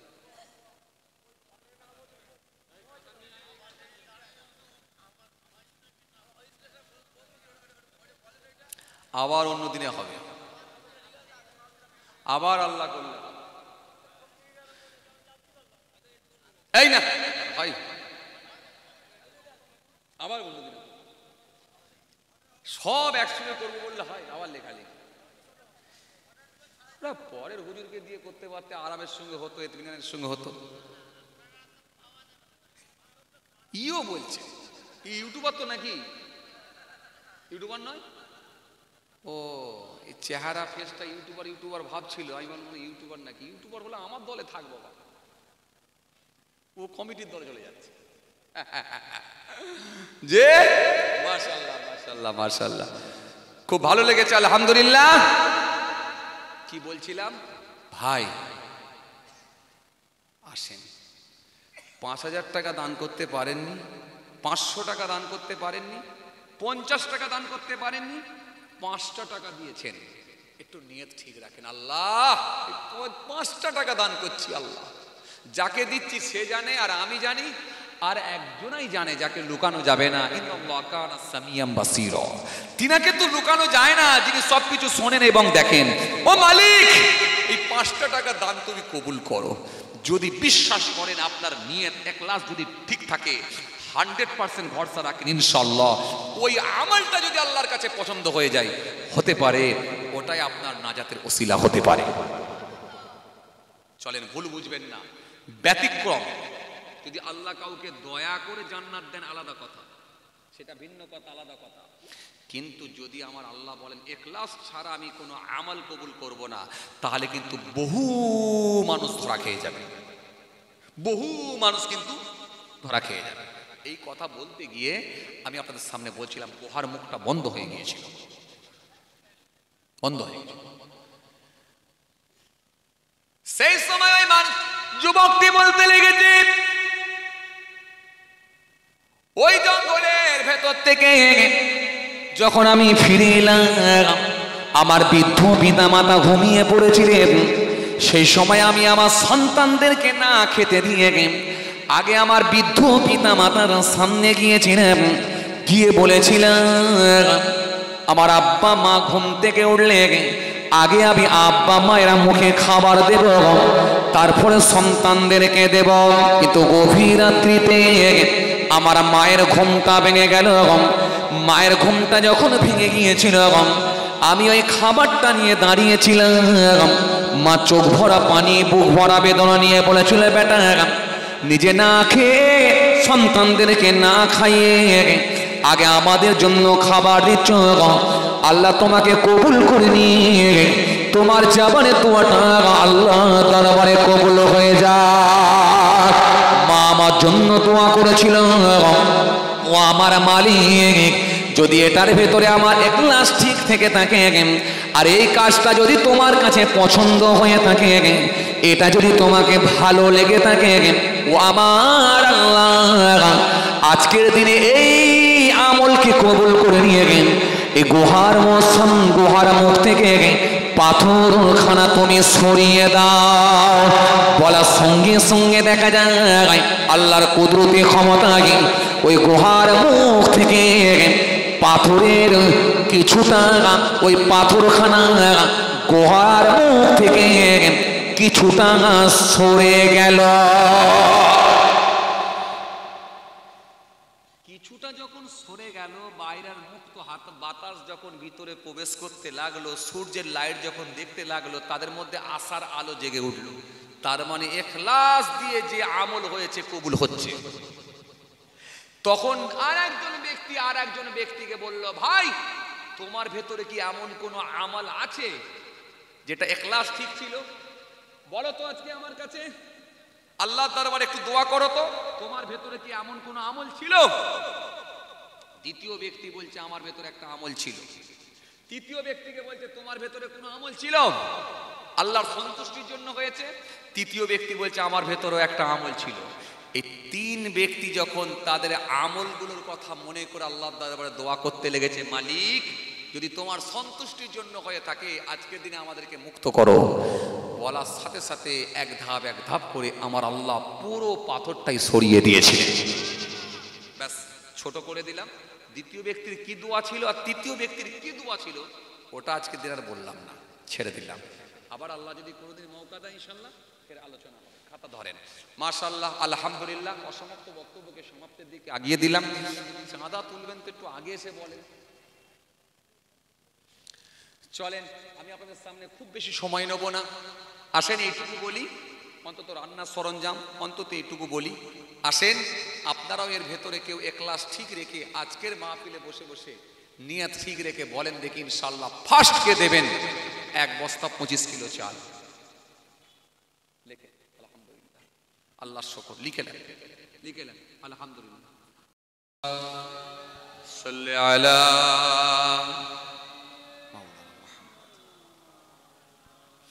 মোহাব্বতে ওয়া আলা আলি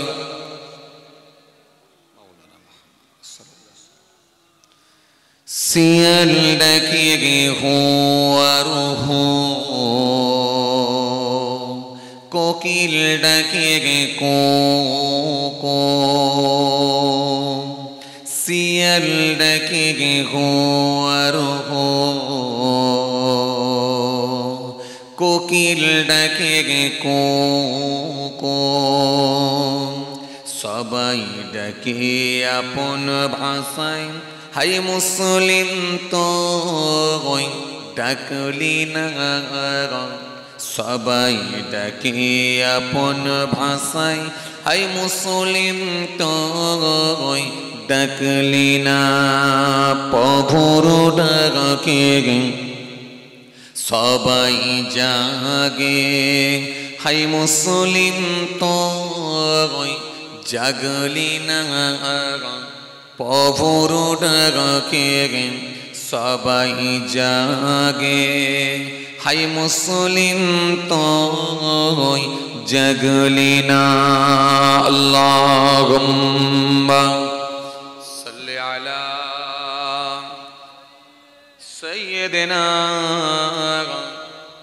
মাওলানা মুহাম্মদ ওয়া আলা আলি।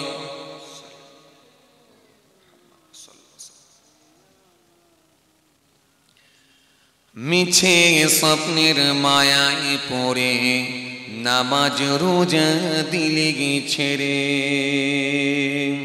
মিছে স্বপ্নের মায়ায় পড়ে নামাজ রোজা দিলে ছেড়ে, ত্যাগ করে দে মিছে স্বপ্ন, একবার জেগে ওঠো না, ত্যাগ করে দে মিছে স্বপ্ন, একবার জেগে ওঠো না, প্রভুর ডাকে সবাই জাগে, হাই মুসলিম তো জাগলি না, প্রভুর ডাকে সবাই জাগে, হাই মুসলিম তো জাগলি না।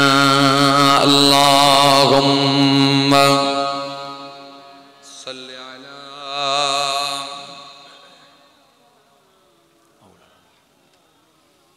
ওয়া আলা আলি سيدنا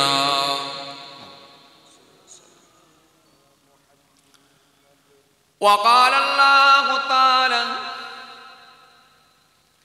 في كلامه المجيد والفرقان الحميد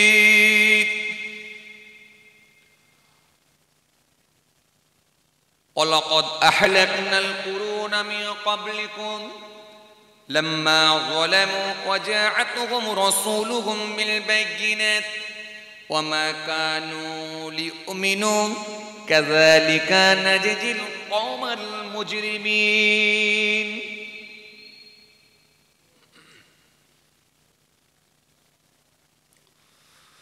وقال النبي صلى الله عليه وسلم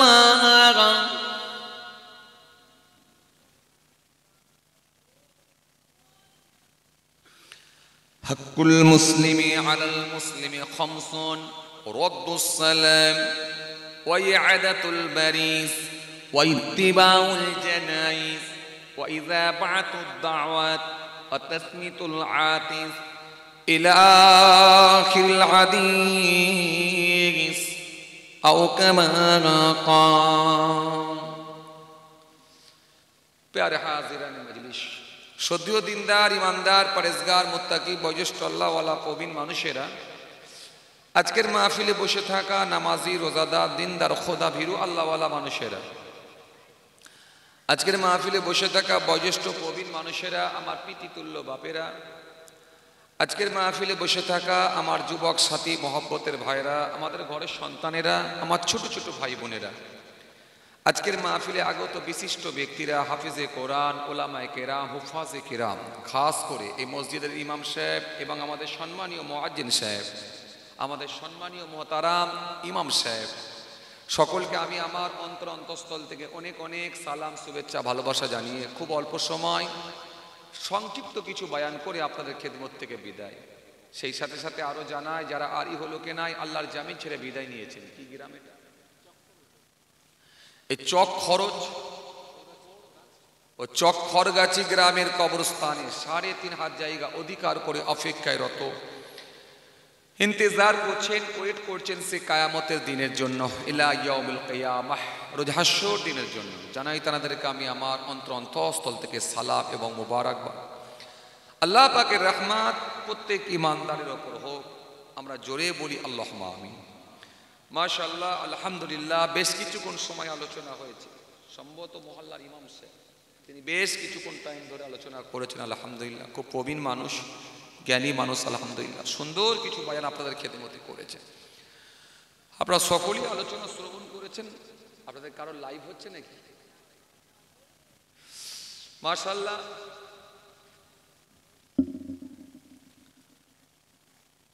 সুন্দর কিছু আলোচনা আপনারা শ্রবণ করেছেন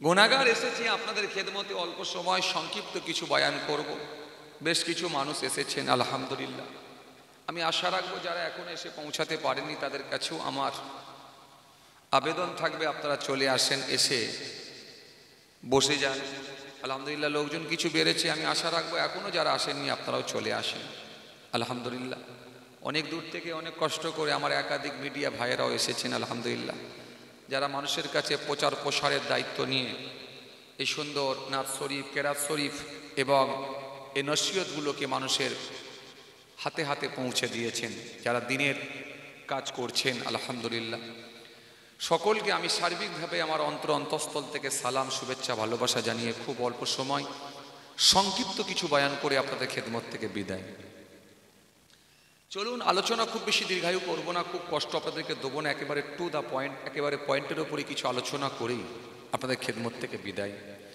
আলহামদুলিল্লাহ জলসা আমাদের শোনার বয়সও অনেকটা হয়ে গেল আর নিজেদের আমাদের প্রত্যেকের একটা নিজস্ব বয়স আছে সেটাও আলহামদুলিল্লাহ অনেকটাই হয়ে গেল কারো বয়স ৬৫ কারো বয়স ৮০ বছর কারো বয়স ৭০ বছর কারো বয়স ৬০ বছর কারো ৫০ কারো ৪০ কারো ৩০ কারো ২০ কারো ২১ কারো ১২ ইত্যাদি ভিন্ন ভিন্ন বয়সের মানুষেরা আমরা এই জায়গায় এসে পৌঁছাই ভিন্ন ভিন্ন বয়স আলাদা আলাদা বয়সের মানুষেরাও আমরা এখানে এসে বসে কিছু আলোচনা শ্রবণ করি তো এক নিজস্ব বয়স, নিজের একটা বয়স আছে, পাশাপাশি ওয়াজ শোনারও একটা বয়স আছে। আমরা কিছু মানুষ হয়তো বক্তৃতা শুনছি, বয়ান শুনছি, সেই সময়টা অনেক দিন হয়ে গেল। কারো হয়তো 15 বছর, কারো হয়তো 18 বছর, কারো হয়তো 20 বছর, কারো হয়তো 30 বছর। যে লোকটার 80 বছর বয়স, 70 বছর বয়স, একটা লম্বা টাইম ওয়াজ শোনার সুযোগ পেয়েছে। একটু কথাবার্তা বলেন না রে বাবা, একদম চুপচাপ বসে আছেন। হ্যাঁ, মাঝে মাঝে একটু বলবেন, হ্যাঁ না দেবেন, তবে তো ভালো লাগবে। তাহলে মোটামুটি আমাদের ওয়াজ শোনার বয়সও একটা আমরা পেয়েছি যথেষ্ট। তো সেই জন্য আর নতুন করে যে কিছু বলতে হবে, জানাতে হবে, শেখাতে হবে এমনটা ব্যাপার না। বর্তমানে আলহামদুলিল্লাহ যথেষ্ট আলোচনা আমরা শোনাই অভ্যস্ত। নামাজের ওয়াজ, রোজার ওয়াজ, হজ জাকাতের ওয়াজ, দাড়ি টুপির ওয়াজ, সেবার ওয়াজ, ভ্রাতৃত্বের ওয়াজ, আদর্শের ওয়াজ, মনুষ্যত্বের ওয়াজ, ইনসানিয়াতের ওয়াজ, ঐক্যের ওয়াজ, চরিত্রের ওয়াজ, কালচারের ওয়াজ, শিষ্টাচারের ওয়াজ, মা বাপের খেদমতের ওয়াজ, প্রতিবেশীর হকের ওয়াজ, আত্মীয়ের সঙ্গে সুসম্পর্ক বজায় রাখার ওয়াজ, এতিম মিসকিনের সঙ্গে ভালো আচরণ করার ওয়াজ, ভালো ব্যবহার করার ওয়াজ, কম বেশি টোটালটাই আমাদের জানা আছে। তো আলহামদুলিল্লাহ খুব বেশি আলোচনা আপনার সামনে যে করতে হবে এমনটা না, আর খুব বেশি আলোচনা লম্বাও করব না। আজকের আলোচনার বিষয়বস্তু একটাই থাকবে যে আমল তো আমরা করছি, কিন্তু কোন আমল আল্লাহর দরবারে যাচ্ছে। মাইক বেড়ে যাচ্ছে নাকি? তুমি কেন হাত দিচ্ছ ভাই? আমি তো বারণ করে দিয়েছি। মেশিনে হাত গেছে মানে তুমি ঘোরাচ্ছ নিশ্চয়। না ঘোরাও না ভাই, তোমার পছন্দের সঙ্গে তো আমার পছন্দ মিলবে না। আমার দেখছো না সাদা জামা, সাদা কি বলে এই সুইটার, তোমার দেখছো লাল, কালো, সাদা, তাহলে সব রকম। তোমার পছন্দের সঙ্গে আমার পছন্দ মিলবে না। তোমার একটা আলাদা স্পেশাল পছন্দ থাকবে, আমার একটা পছন্দ থাকবে, প্রত্যেকের রুচি আলাদা আলাদা হবে। আর সাউন্ড বাড়াতে হবে, ঠিক আছে? এরা যদি বলে প্রবলেম হয় আমি তোমাকে বলবো যে হ্যাঁ শুনতে পাচ্ছি না, সেটা পরে, এখনো তো আমি টান দিইনি।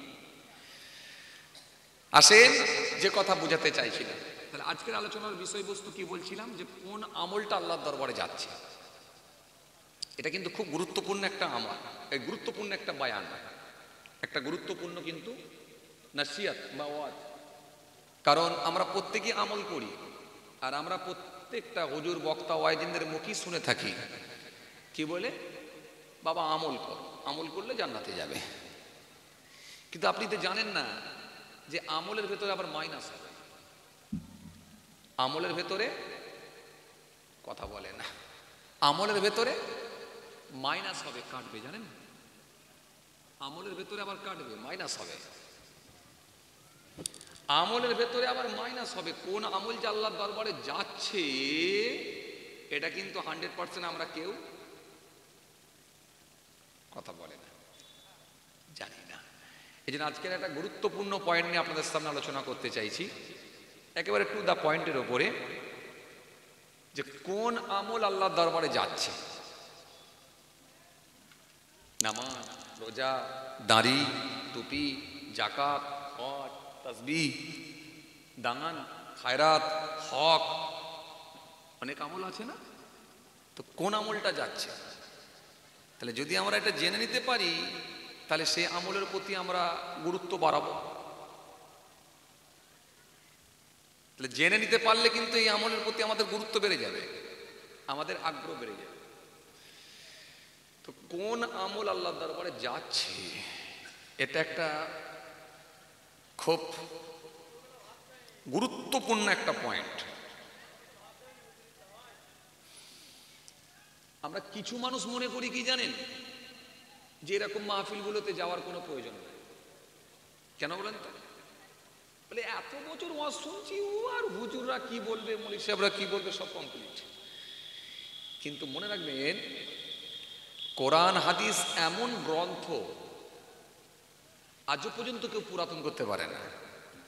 আপনি যত টানবেন আপনাকে নতুন নতুন তথ্য দেবে, যত টানবেন তত আপনাকে নতুন নতুন তথ্য দেবে, নতুন নতুন কথা আপনাকে জানিয়ে দেবে। যত টানবেন, যত নেবেন, যত নেবেন। এই জন্য আপনাকে পড়াশোনা করতে হবে, স্টাডি করতে হবে। দুটো কাহিনী মুখস্থ করে চালালে হয় না, এই জন্য আপনাকে একটু পড়াশোনা করতে হবে। একটু পড়াশোনা করলে দেখবেন আপনি অনেক তথ্যমূলক আলোচনা করতে পারবেন।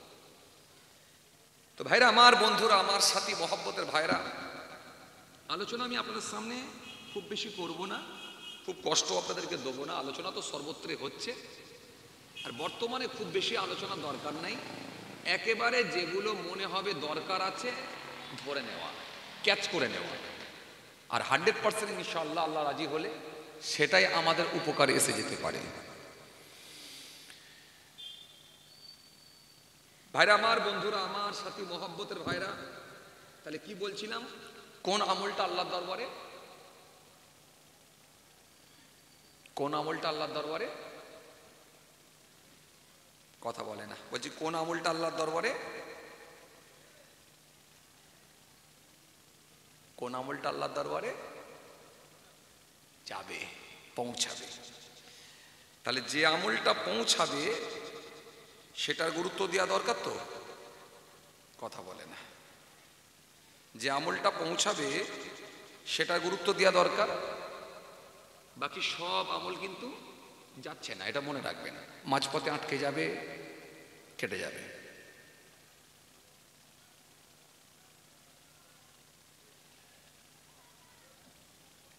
আচ্ছা, যার আমল যত ভালো হবে সে লোকটাই তো আল্লাহর কাছে তত প্রিয় হবে।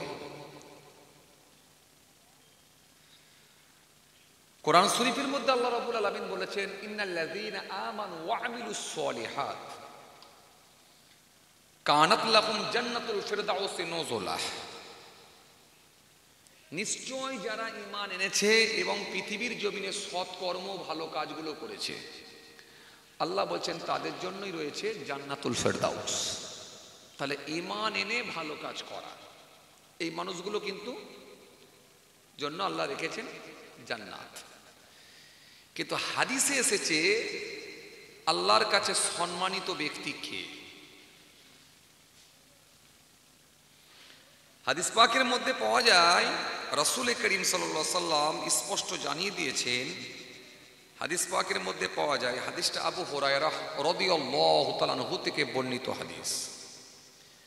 আন আবি হুরায়রা রাদিয়াল্লাহু তাআলা আনহু قال سئل رسول الله صلى الله عليه وسلم أي الناس أكرم قال أكرمهم عند الله أتقاكم। নবী সাল্লাল্লাহু আলাইহি ওয়াসাল্লামকে জিজ্ঞাসা করা হচ্ছে, ইয়া রাসূলুল্লাহ, হাবিবাল্লাহ, হুজুর, সম্মানিত ব্যক্তি কে?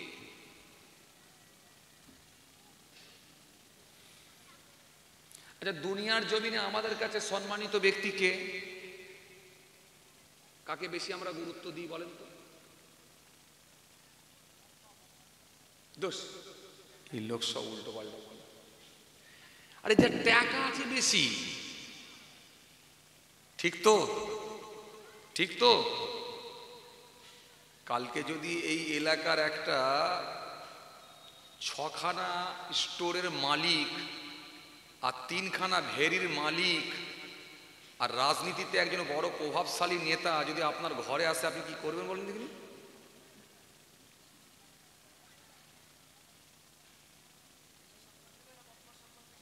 আপনি কাকে দেবেন?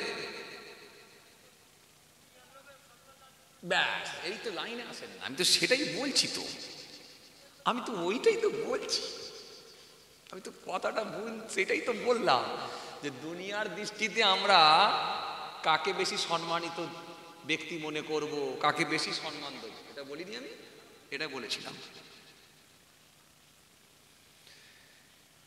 কিন্তু আপনি বললেন কি? বাপ মা। কিন্তু এমন আপনি আমার কাছ থেকে কটা তথ্য নেবেন যে ছেলে বাপ মাকে ভাত দেয় না? কি জি? তাহলে দুনিয়ার জমিনে দুনিয়ার হিসাবে সম্মানিত ব্যক্তি আমরা তাদেরকে মনে করি যারা খুব বেশি পয়সাওয়ালা এবং রাজ ক্ষমতা যাদের হাতে আছে। কথা বলে না, রাজ ক্ষমতা যাদের আছে আপনি মেলাবেন। আপনার মহল্লার ইমাম রাস্তা দিয়ে হেঁটে যাচ্ছে, দেখবেন পেছনে কেউ নাই, একাই যাচ্ছে বেচার এক কাপ চা খেতে। আর আপনার এলাকার প্রধান যদি একবার রাস্তা দিয়ে যায়, একবার মোর মাথায় চায়ের দোকানে যাই, 500টা লোক জড়া হয়ে যাচ্ছে। কি জি? তাহলে আখেরাতের হিসাব আলাদা, দুনিয়ার হিসাব আলাদা। এই দুনিয়ার হিসাবের সঙ্গে আখিরাতের হিসাব আপনি মেলাতে খুব ভালো করে শুনবেন। এই আপনারা যে বসে বসে শুনছেন, ভালো বিজনেস চালাচ্ছেন, কিন্তু আপনারা ইনকাম ভালো হচ্ছে, ধরতে পারেন। দুনিয়ায় মানুষ কষ্ট করে কিসের জন্য? যা বাবা কথা বলে না, পয়সার জন্য না? হ্যাঁ, পয়সার জন্য মানুষ সমস্ত রকমের কষ্ট করতে রাজি। রাতের বেলা জলসা করে ভোরের দিকে যখন যাচ্ছি, কি রাত 2টো 2:30 3টের সময় গাড়ি নিয়ে যখন বাড়ির দিকে যাচ্ছি, কত ফেরিওয়ালাকে দেখছি 3 চাকা ভ্যান নিয়ে রুটি বিস্কুট একবারে বোঝাই করে নিয়ে বেরিয়েছি। দোকানে দোকানে ফেরি করবে, রাত 2:30টার সময় উঠেছে। কেন বলেন তো? পয়সা। তাহলে দুনিয়ার বিজনেস চালাতে গেলে, দুনিয়ার ব্যবসা চালাতে গেলে আমাদের যদি যা কষ্ট করতে হয় আমরা করতে রাজি। কেন? ইনকামের ব্যাপার। আর আপনারা যে এখানে এসে একটা ব্যবসা করছেন, তার মানে আপনাদের এই ব্যবসাটা কিন্তু যাতে করে ভালো হয় সেটা কিন্তু আমাদেরকে চেষ্টা রাখতে হবে। এই যে আপনারা বসে আছেন না, ব্যবসা করছেন, আপনারা ভাবছেন মনে হয় আমি টাকা পয়সা পাবো নি, কি ব্যবসা? আরে বাবা, এটা তো এখানে বসেছেন টাকার জন্য নয়, এটা পরকালের পাঠ। ইনকাম চলছে তো, নেকি হচ্ছে না? এই নেকি হচ্ছে না? কটা দলিল আমার কাছ থেকে নেবেন? এই যে যতক্ষণ বসে আছেন সুবহানাল্লাহ শরীফ, আলহামদুলিল্লাহ শরীফ, আল্লাহু আকবার, এই দরুদ শরীফ, কলেমা শরীফ যে পড়ছেন বসে বসে, আর বসে বসে কোরআন হাদিসের বয়ান শুনছেন, আপনি কি ভাবছেন নেকি হচ্ছে না? তাহলে মন খারাপ করার কিছু নেই কিন্তু। তার মানে আপনি লসে রান করছেন না, এটা মনে রাখবেন। কিছু কিছু লোক আছে জলসার মাহফিলে গেলে ঘুমিয়ে পড়ে, চোখ বন্ধ করে বসে থাকে, মন টন খারাপ। ওই লোকটা আমার দেখবেন পয়সার জন্য বিরাট চাঙ্গা হয়ে যাবে। দুনিয়াবি কোনো কাজে যখন যাবে, ব্যবসায় যাবে, চাঙ্গা হয়ে গেল, কেন? ইনকামের ব্যাপার। আর এখানে এলে মন খারাপ। ওই জন্য আমি বলছি মন খারাপ করবেন না।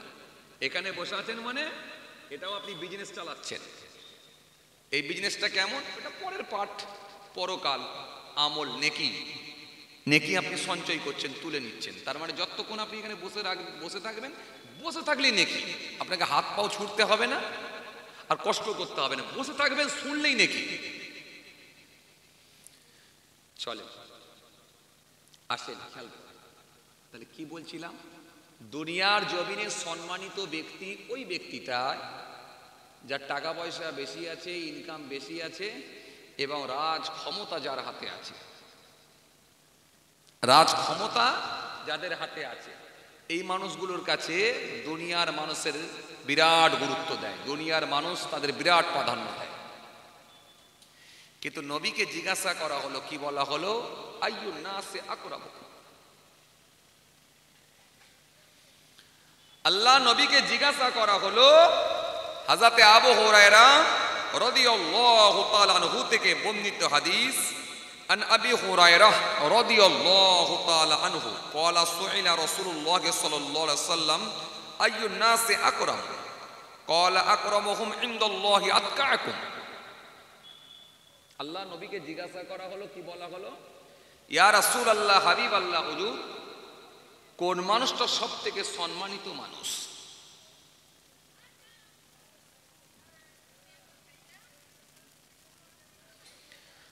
হে তরুণিয়া, নওজোয়ান যুবকেরা,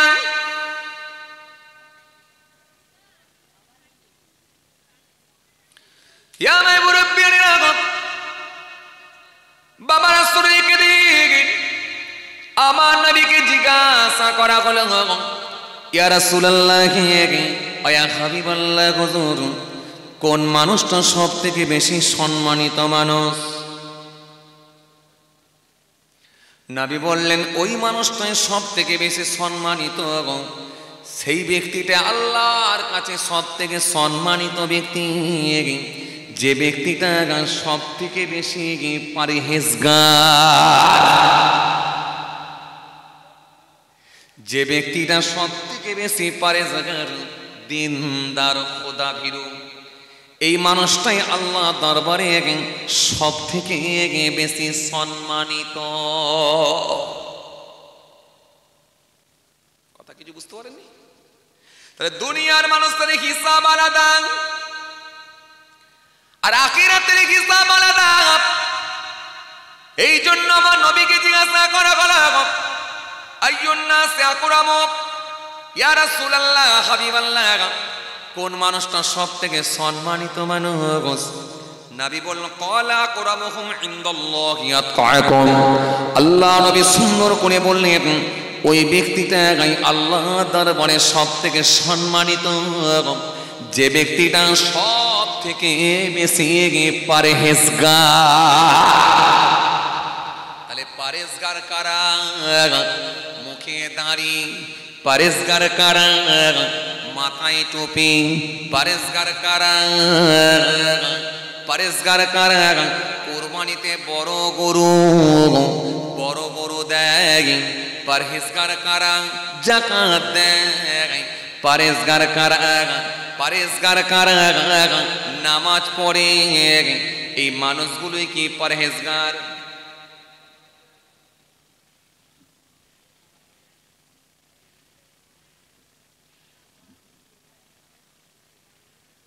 বাবা চুপ করে গেলেন যে।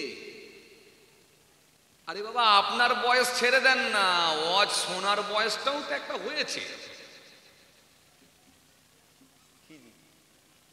ওয়াজ শোনার বয়সটাও তো একটা হয়েছে, তো সেই বয়সটাকে কাজে লাগান না। আপনি আপনার অভিজ্ঞতা থেকে বলেন, এক্সপিরিয়েন্স থেকে বলেন। এতদিন যে ওয়াজ শুনলেন, অভিজ্ঞতা থেকে বলেন পরহেজগার কারা?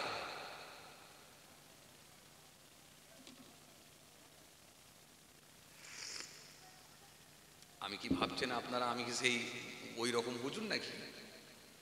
চোখ বন্ধ করে বকে যাই? না না, গত রাত্রে 3টের সময় ওয়াজ করছি, তাই এরকম লোক হই হই করছে, জেগে বসে আছে, একটা লোক ঘুমায় না আপনাদের দোয়ারে।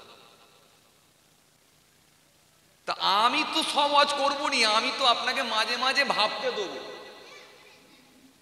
আমি তো আপনাকে বলাবো। আপনি কি ভাবছেন সব আমি বলবো? পরহেজগার কারা?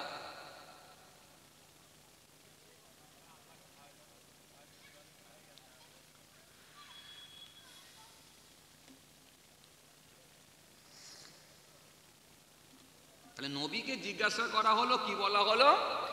ইয়া রাসূলুল্লাহ, হাবিবাল্লাহ, হুজুর, আল্লাহ পাকের দরবারে সম্মানিত ব্যক্তি কে? তাই তো নাকি? নবী বললেন, ওই ব্যক্তিটাই আল্লাহর কাছে সব থেকে বেশি সম্মানিত, যে ব্যক্তিটা আল্লাহ পাকের কাছে সম্মানিত ব্যক্তি, যে সব থেকে বেশি পরহেজগার, দিনদার। কথা ক্লিয়ার? এবারে পরহেজগার কারা? যে মুখে দাঁড়িয়ে রেখেছে, 5 ওয়াক্ত নামাজ পড়ছে, রমজান মাসে রোজা রাখে, যাকাত দেয়, আওকাত থাকলে হজ করে, এলে ওটা পরহেজগার তো? কথা বলে না, এটা পরহেজগার তো? এবার ভরসা করে বলেন না। আমল করে পরহেজগার হবে না ইমাম সাহেব? তাও ঘাবড়ে যাচ্ছে, মহাবিপদে পরিচিত আমি, হচ্ছে না।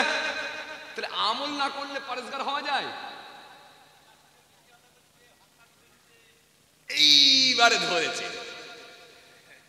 আমি তো বললাম যে আপনার ওয়াজের তো একটা শোনার বয়স হয়েছে, আপনার নিজের বয়সটাকে ছেড়ে দেন।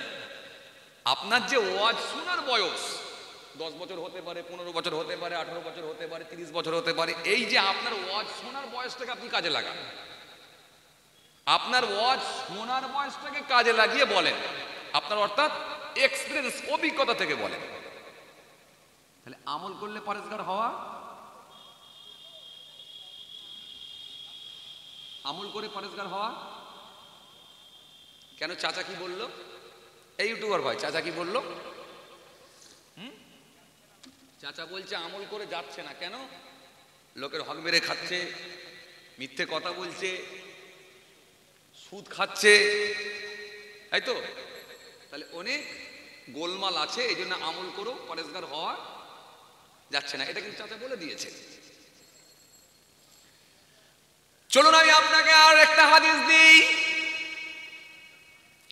আল্লাহ নবীর থেকে ধার করে আমি আর একটা হাদিস দিয়ে যাই। নবী আমার সুন্দর করে জানালেন, হাদিস পাকের মধ্যে পাওয়া যায়, আল্লাহ নবী সুন্দর করে জানিয়েছেন, হাদিসটা যাতে উমামা থেকে বর্ণিত হাদিস। হাদিস পাকের মধ্যে পাওয়া যায়, আল্লাহ নবী সুন্দর করে বললেন, কি বললেন? আন আবি উমামা রাদিয়াল্লাহু তাআলা আনহু قال قال رسول الله صلى الله عليه وسلم إن الله لا يقبل من العمل إلا ما كان له خالصا وابتغى به وجهه।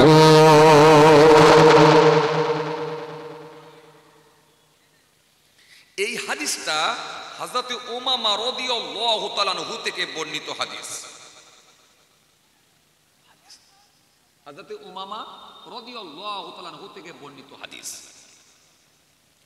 এই হাদিসের মধ্যে আমার নবী সুন্দর করে বললেন, কি বললেন? ওই আমলগুলো আল্লাহর দরবারে যাবে না, ওই আমলগুলো আল্লাহর দরবারে পৌঁছাবে না, ওই আমলগুলো আল্লাহর কাছে যাবে না যে আমলের মধ্যে ইখলাস ছিল না। ইখলাস ব্যতীত, ইখলাস ছাড়া কোনো আমল কিন্তু আল্লাহ দরবারে যাবে না। তাহলে আমল যাবে কোনগুলো? কথা বলেন।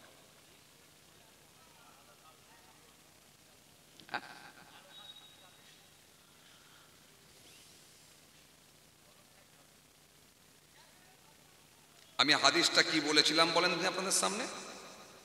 عن أبي أمامة رضي الله تعالى عنه قال قال رسول الله صلى الله عليه وسلم إن الله لا يقبل من الأعمال إلا ما كان له خالصا أبتغى به وجهه। এই হাদিসের মধ্যে রাসূল করিম সাল্লাল্লাহু আলাইহি ওয়াসাল্লাম বললেন, আল্লাহ পাকের দরবারে ওই আমলগুলো যাবে না, ইখলাস ছাড়া কোনো আমল কিন্তু আল্লাহর কাছে পৌঁছাচ্ছে না। তার মানে বিশুদ্ধ আমল ছাড়া, তার মানে আল্লাহ পাকের দরবারে নিয়ত ঠিক করে আমল না করলে, বিশুদ্ধ আমল না থাকলে, ইখলাস ছাড়া কিন্তু কোনো আমল আল্লাহ পাকের কাছে।